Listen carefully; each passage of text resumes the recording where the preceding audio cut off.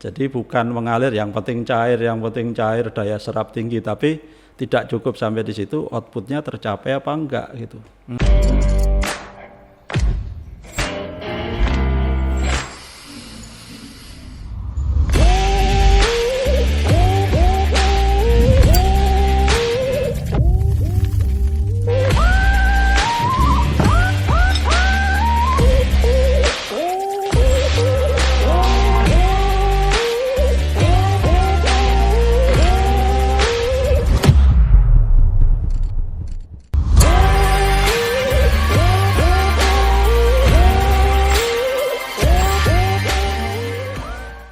Halo Sobat Mantap, kembali lagi pada podcast 067. Sekarang saya ditemani lagi oleh Pak Lutfi nih. Oke, udah Gimana lama Pak? nih. Kabarnya Pak hari ini Pak? Alhamdulillah sehat. Nih baik. masih agak berkeringat dikit ya. Oh, habis tenis ngapain Pak? meja kita. Oh iya, habis pingpongan ya Pak ya. Punya kegiatan baru tuh Pak? Ya lumayan lah, kita harus jaga kondisi badan kita tetap fit. Iya.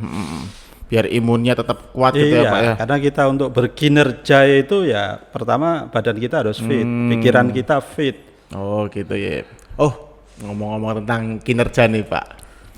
Kan kerjaannya KPPN kan nerima SPM tuh Pak. Ya. Nerima SPM terus diproses di PDMS kan ya. Ya. Proses PDMS terus di akhirnya kan di bank itu terus terbit SP2D. Terbit SP2D. Tapi dari kemarin kok saya dengar teman-teman ngomongin tentang laporan kinerja Pak. Nah itu terus ngomongnya juga serius gitu loh Pak. Emang laporan kinerja itu apa sih Pak? Terus sepenting apa Pak laporan kinerja itu Pak? Ya ini kita punya satu fokus baru di 2020 di semester 1 dan ini kita langsung ngebut ya tentang laporan kinerja atau lebih spesifik sebenarnya capaian output. Oh, capaian outputnya. Mungkin lebih spesifik capaian output karena memang kinerja yang akan diukur itu adalah capaian output di mana target output yang ingin dicapai itu juga tertuang di dalam DIPA. Jadi di dalam satu dokumen DIPA itu ada output yang ingin dicapai oleh satu satker beserta dukungan biayanya. Nah, nanti laporan kinerja ini akan mengkomparasi, menyandingkan uang yang sudah cair tadi melalui SP2D di PDMS sekian miliar, sekian juta atau sekian persen dari pagunya, output yang targetnya juga tertuang di DIPA itu sudah berapa persen yang tercapai. Nah di sini laporan kinerja dalam konteks apa yang tertuang di dokumen DIPA ya.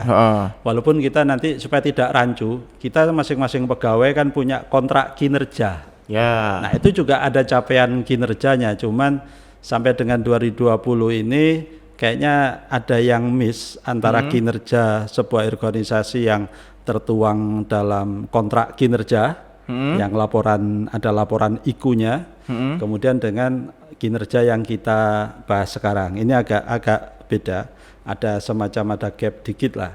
Tetapi ini 2021 itu ini akan disatukan, istilahnya sekarang ada redesign penganggaran sehingga nanti redesign itu maksudnya diubah gitu Pak? Ya, sehingga tadi inline antara kontrak kinerja apa yang ingin dicapai sebuah organisasi di sana kemudian dukungan dananya itu kelihatan ya. Contoh kayak di KPPN IKU saya nih itu kalau nggak salah ada 18 item. Tapi kalau kita bicara output, iya, kalau bicara output di DIPA itu paling tidak lebih dari 5 atau ada 4 kalau nggak salah. Dukungan manajemen, layanan satker, kemudian layanan perkantoran. Jadi nggak inline antara kinerja yang ini supaya tidak rancu. Nah fokus kita sekarang yang tadi ya, yang DIPA aja ya, capaian output. Nah udah capaian output lah gitu. Terus kalau urgensinya tuh apa sih Pak capaian output itu? Ya ini sangat penting tentunya, kita itu bukan dikasih uang dulu kemudian suruh ngapain terserah, tidak. Tapi kan kita punya kegiatan dulu, kita punya program diturunkan dalam kegiatan. Nah kita akan punya kegiatan seperti ini, targetnya sekian. Katakanlah kita bangun jalan, kita punya program bangun jalan, terus kemudian katakanlah 100 km. Nah kemudian baru ada dukungan dana. Jadi kalau dana ini cair, mestinya juga ada output yang dicapai. Jadi bukan mengalir, yang penting cair, daya serap tinggi, tapi tidak cukup sampai di situ, outputnya tercapai apa enggak gitu. Kalau kayak ngukur jalan tadi ya Pak ya, capaian output itu kita dapat datanya itu dari mana sih Pak? Dapat data capaian output itu? Tadi kan dua hal yang mau diukur ya. Pertama dari sisi uang, kemudian dari sisi output yang dihasilkan dari uang yang dibelanjakan. Nah, dua-duanya baik itu dukungan anggarannya itu ada tertuang di DIPA. Di sana juga target output yang harus dicapai itu juga tertuang di DIPA.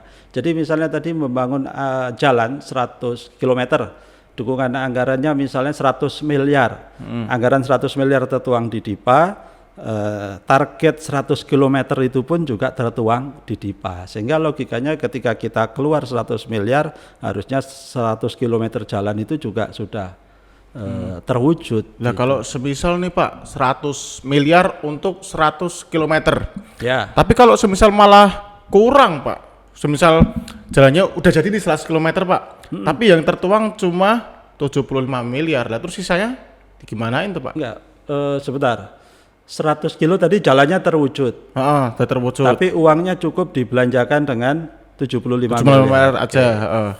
Nah, ini yang nanti kita ukur, bagaimana kita mengukur kewajaran antara realisasi anggaran dengan capaian output tadi kan. Nah, kalau kasus tadi efisiensi. Efisiensi maksudnya. Tetapi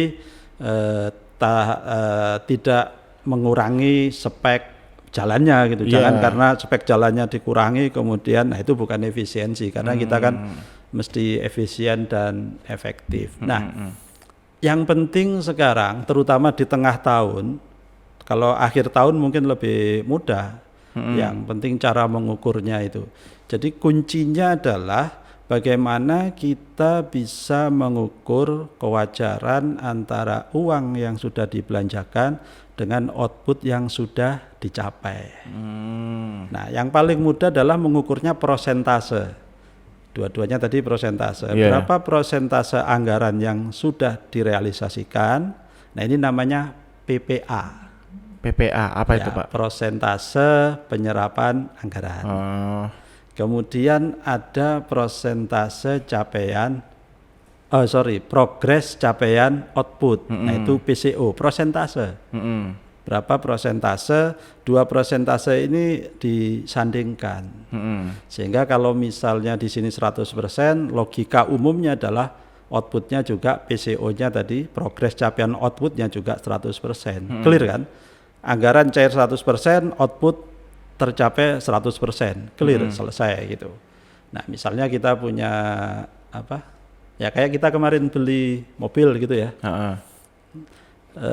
Katakanlah 300 juta. 300 juta udah cair, sudah kita bayar, barang sudah kita terima, jadi sama-sama 100%. Gapnya 0, jadi clear.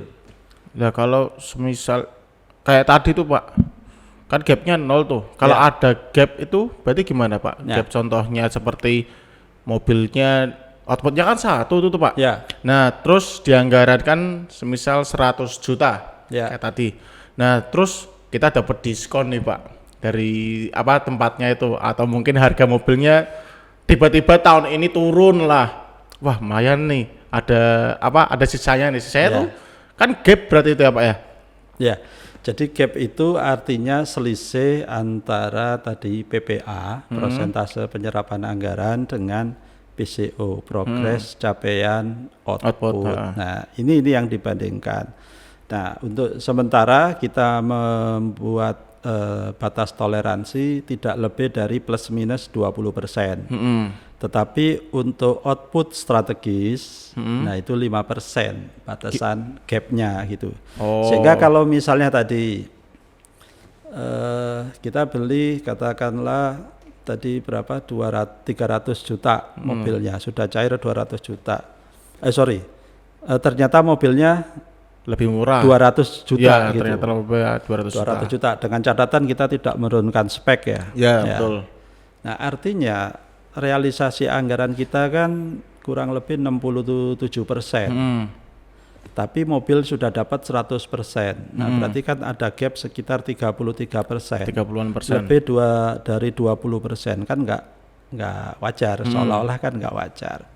Tetapi kalau kemudian kita jelaskan bahwa itu karena efisiensi, ya clear gitu loh, nggak ada isu. Oh. Jadi tidak cukup kita langsung membandingkan, tetapi kita lihat reasonnya. Kalau misalnya gap tadi itu kurang dari 20%, maka dia otomatis statusnya itu kalau di capaian output terkonfirmasi. Oh. Atau dalam tanda petik valid ya, dengan tanda petik valid, tetapi terkonfirmasi karena real yang tahu berapa realisasinya kan capaian output terutama itu kan si Satker. Kalau anggaran kan udah jelas realisasinya karena nanti akan direkon, terkonfirmasi oleh KPPN, angkanya beda, ya rekonnya harus diperbaiki. Kemudian tadi gap batasannya adalah 20%. Jadi kalau kurang dari 20% plus minus otomatis status terkonfirmasi. Ini yang output biasa ya, bukan yang strategis. Terus kemudian kalau misalnya lebih dari 20% kasus kayak tadi, Nggak valid, karena ya sekilas nggak valid, tapi kemudian langkah berikutnya sistem akan ngecek, efisiensi. Oh. Berarti kan clear, efisien. Gitu. Yang penting dijelaskan gitu ya Pak. Ya. Jadi contohnya itu akan banyak dan itu normal terjadi dan Satker tidak perlu khawatir, yang penting diisi saja sesuai dengan real output yang tercapai. Nah, terus kriterianya valid itu gimana Pak? Ya, valid tadi gap itu kurang dari 20%. Kalaupun lebih dari 20%, penjelasannya memadai. Nah, contoh misalnya kayak tadi efisiensi. Saya ambil contoh lagi, kita tadi bangun jalan 100 km, anggarannya 100 miliar. Proyek belum dimulai tapi di awal kontraktor pihak ketiga sudah minta uang muka 30%. Output 0, tapi PPA-nya persentase realisasi anggarannya, penyerapan anggarannya sudah 30%. Gapnya berapa? 30%. 30%, soalnya kan belum dilakuin. Gitu dalam kan. tanda petik saringan pertama dia tidak valid, tidak terkonfirmasi. Tapi alasannya apa? Uang muka, selesai. Dan itu praktek yang normal. Berarti emang harus ada alasan yang jelas gitu ya Pak ya? Ya. Itu realisasinya lebih besar dibanding capaian outputnya. Bisa juga terjadi kebalikannya. Contoh, saya ambil contoh misalnya kita beli mobil ya. Beli mobil sudah kita terima nih hari ini tanggal 30 Juni. Kita terima, BAST sudah masuk, artinya capaian output per 30 Juni sudah tercapai. Tetapi kan belum hari ini juga kita bayar. Kita bayar misalnya tanggal 5 Juli. Nah pas 30 Juni itu kan ada cut off laporan keuangan. Tiap bulan kan ada cut off. Sehingga kalau kita potret per 30 Juni, realisasi anggarannya 0, tapi mobil sudah tercapai satu utuh mobil 100%. Gapnya 0 dan 100. Wah, gimana itu Pak terus Pak? Ya kan ini praktek yang normal terjadi. Maka penjelasannya adalah ya sesuai apa yang terjadi, penjelasannya tagihan belum dibayar. Ya karena beda waktu, kita mau bayar tapi kan cut off pas dipotret cut off-nya 30 Juni gitu. Dan itu praktek-praktek yang normal, sehingga yang penting bagaimana Satker itu bisa melaporkan berapa progres capaian outputnya, kemudian kalaupun ternyata ada gap, dia bisa memberikan alasan yang memang sesuai dengan kondisinya. Kuncinya di sana. Jadi tidak perlu khawatir kemudian tidak terkonfirmasi. Saya yakin sepanjang tadi tepat mengisi sesuai dengan perhitungan progresnya, kemudian alasannya tepat, kalaupun misalnya ada gap alasannya pas sesuai dengan kondisinya, saya yakin akan terkonfirmasi lah, tidak terlalu rumit. Nah, tadi kita bicara apa tadi? PCO ya, progres capaian output. Nah, sebenarnya yang ada di DIPA itu tidak mencantumkan progres capaian output. Tapi output dalam satuan yang utuh. Sehingga kalau kita misalnya, saya contohkan lagi, beli mobil cuma satu, pakai uang muka gitu, 30%. Terus capaian outputnya 0, terus kemudian persentase penyerapan anggarannya 30, gap 30%. Oke. Begitu termin kedua, katakanlah kita bayar misalnya sampai 50%, tetapi kemudian mobil kan belum datang. Karena ini kasusnya bukan mobil, gedung. Ambil gedung, kita kontrak 3 termin gitu ya, bangun gedung, termin 1 30%, termin 2 50%, ya kan. Nah kemudian gedung, walaupun kita sudah bayar 50%, gedung itu bisa jadi progresnya 40 atau bahkan 45%, tetapi gedungnya kan belum utuh satu. Nah sementara output yang ada di DIPA itu satuannya 1, nggak ada gedung itu setengah. Nah di sana ada yang dikenal namanya istilahnya RVK. Jadi nanti waktu kita ngisi realisasi capaian output itu ada 2 isian, RVK dan PCO. RVK-nya tadi gedung itu berapa? 0, sampai gedung itu utuh 1 baru diisi RVK 1, progresnya 100%. Tapi kalau RVK-nya masih 0 karena memang belum utuh, RVK tetap 0, kemudian progresnya diisi misalnya 40%, 45%. Nah, ini penting juga dipahami agar Satker tidak mengisi capaian output itu mengikuti penyerapan anggaran. Oh, beda ya Pak? Beda. Capaian outputnya berapa? Anggarannya terrealisasi berapa? 50%. Ya sudah capaian outputnya 50%. Tidak seperti itu. Tetapi capaian output potret sesuai dengan kenyataannya. Realnya gitu ya. Contoh saya ambil gedung. Tadi kita bangun gedung cuma 1. Sekarang saya kasih contoh gedungnya 5. Gedung 5. Terus gedung 5 itu dibangun bareng. Naik pondasi, tembok semua dan seterusnya. Sampai pada tahapan 50%. Tidak satu pun gedung yang jadi utuh. Belum ada yang jadi itu jatahnya nih. Ya, misalnya pembayaran sudah 50%, maka RVK-nya tetap 0 ya. Karena tidak satu pun gedung yang jadi. Tetapi progresnya dari 5 gedung itu kalau semua rata progresnya bisa diakui misalnya 40% sesuai dengan BAPP-nya. Kan pasti ada konsultan pengawas, ini sudah berapa persen. Nah, itu. Tapi kalau bangun gedungnya agak beda, kasusnya misalnya gini, kita kontrak punya gedung 5, bangun gedung 5. 1 gedung selesai, serah terima, baru gedung kedua selesai, serah terima. Nah pas gedung kedua selesai utuh, terus gedung ketiga katakanlah baru setengah, pembayarannya katakanlah 50 atau 60%, maka RVK-nya bisa kita isi 2, yang utuh kan 2. Tapi progresnya berapa? Gedung 1 100%, gedung 2 100%, berarti kan 2/5 ya. 2/5, 2 gedung utuh kali total 5. Katakanlah gedung ketiga tadi setengah, ya setengah per 5. Jadi ya kurang lebih 50% gedungnya. Jadi progres itu mengikuti secara keseluruhan tadi, tapi RVK itu hanya diisi kalau utuh. Kasusnya jalan tadi ya, kembali ke jalan tuh bisa 100 kilo ternyata dibangun 5 kilo dulu utuh, ya berarti RVK-nya bisa 5 kilo. Tapi jadi satuannya kilo gitu ya? Iya, satuannya kilo. Nanti bangun lagi 5 kilo, naik lagi dan seterusnya. Terus kan hasil akhirnya itu IKPA ya Pak ya?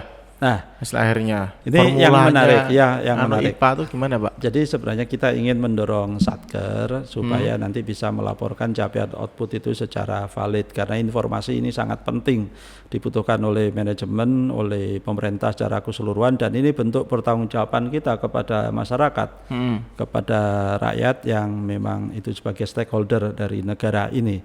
Jadi anggaran yang kita kelola sekian besar itu, sekian triliun tuh. Itu output yang dicapai apa gitu, berapa sekolah yang sudah dibangun, berapa kilometer jalan yang sudah dibangun, berapa jembatan yang dibangun, berapa KPM penerima bantuan sosial, semua kan nanti bisa diukur. Oh ternyata anggaran keluar sekian itu untuk membayar sekian BLT, sekian bansos, sekian jembatan, sekian gedung dan seterusnya. Itu mesti kita pertanggungjawabkan. Nah, untuk mendorong bahwa supaya ini diisi dengan dengan lebih valid lah. Sebenarnya ini kan bukan tahun pertama, tahun kemarin sudah dimulai, tetapi mendorong supaya ini lebih valid lagi dan Satker lebih presisi dalam melaporkan, termasuk kelengkapannya juga, maka ini menjadi dimasukkan sebagai salah satu komponen IKPA. Jadi IKPA sekarang ada 13 ya, ada 13. Nah salah satunya capaian output ini. Nah capaian output ini poinnya juga cukup besar, bobotnya 10%. 10% sendiri ya, Pak? 10%, kira-kira ada di posisi keempat lah, 10%. Nah artinya nanti indikator kinerja pelaksanaan angkat satker juga sangat dipengaruhi oleh ketepatan atau pengisian capaian output yang terkonfirmasi. Hitungannya simpel di IKPA itu. Gimana Pak?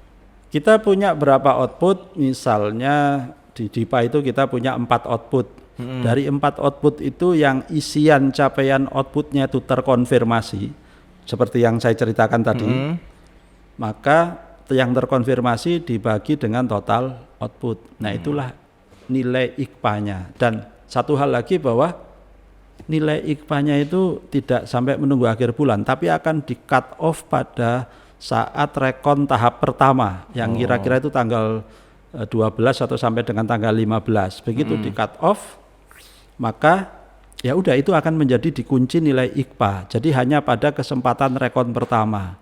Kan rekon bisa tetap dibuka kan sampai akhir bulan ya. Iya. Tetapi ketika tahap pertama ditutup, kemudian ditutup selama berapa hari kan dibuka lagi.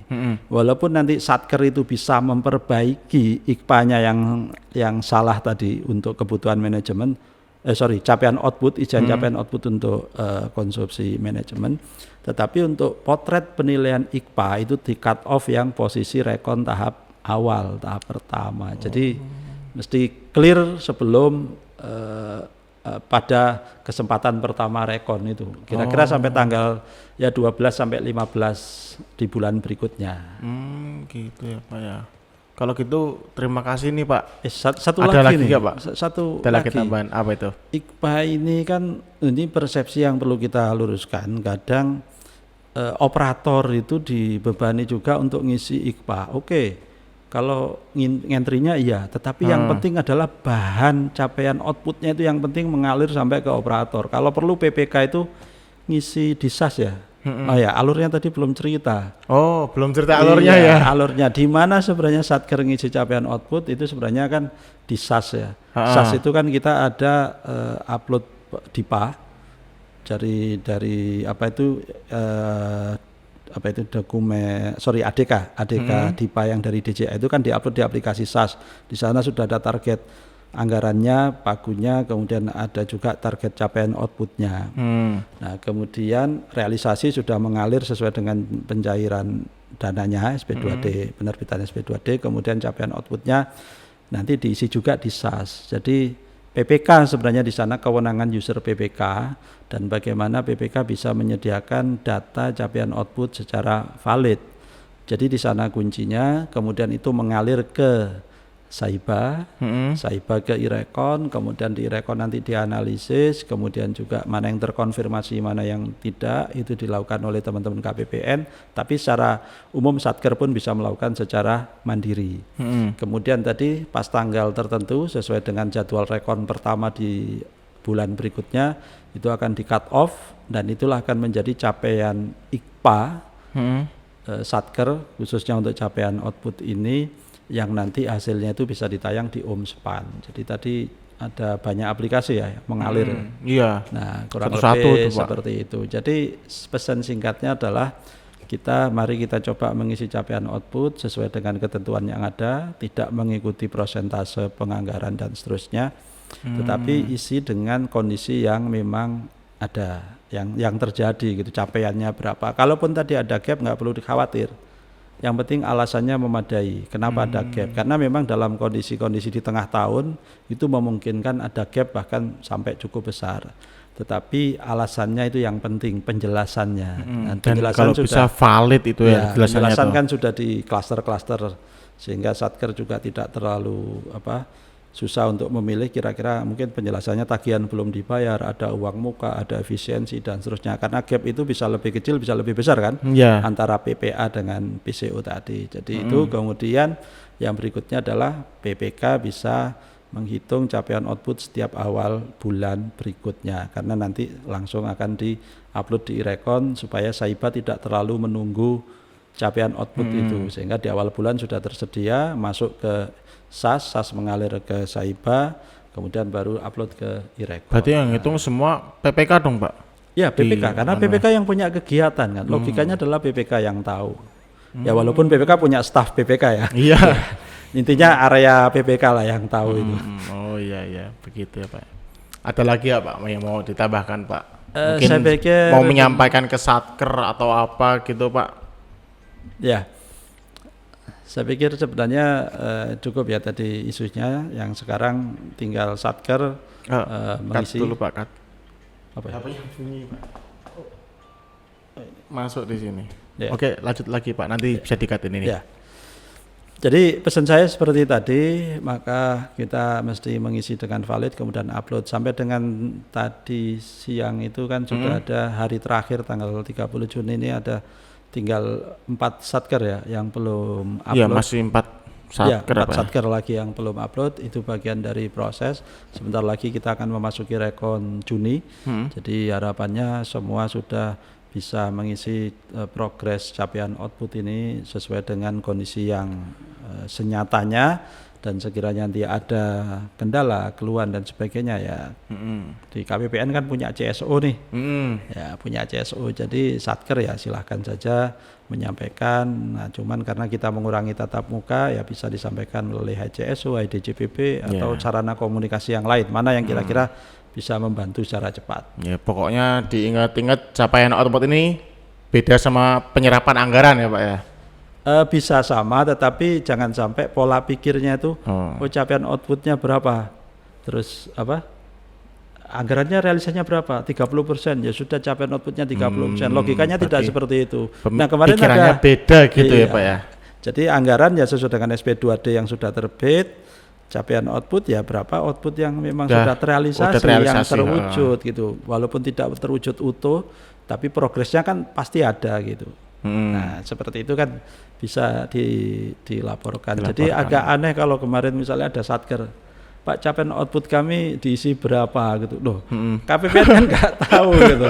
Padahal punya kegiatan mereka gitu ya Pak ya. Satker mestinya lebih tahu. Gitu. Tapi kalau urusan SP2D kami punya data kan. Ya. Jadi kalau di sana melaporkan kurang SPD kurang 1 atau lebih, kami pasti akan bisa kontrol dengan proses rekon. Tapi kalau output itu kan full kegiatan, ininya datanya ada di satker. Cuman kami akan memvalidasi terkait dengan kewajaran tadi ya. Istilahnya terkonfirmasi atau tidak. Yang analisis ini gitu ya. Valid dalam tanda petik itu sebenarnya sebatas terkonfirmasi. Ya udahlah ada gap tapi masih wajar gitu dan seterusnya. Oke, kalau gitu Pak, terima kasih ya Pak ya atas sama-sama. waktunya yang sangat berharga ini mau menemani saya di sini ngobrol-ngobrol tentang capaian output ini Pak. Oke, sobat mantap, segitu saja mungkin sama Pak Lutfi. Mungkin kita akan kembali lagi pada episode-episode berikutnya yang mungkin mau bahas apa Pak? Rencana Pak besok-besok Pak? Ini momen yang paling pas di semester 1 adalah terkait dengan kualitas laporan keuangan. Kualitas LK. Ya, kualitas LK. Atau juga kita membahas rekonsiliasi juga boleh, mungkin, tapi dua ini saya pikir sangat relevan lah dalam beberapa hari ke depan ini. Oke, nanti kita bahas lagi ya Pak ya. Oke, siap.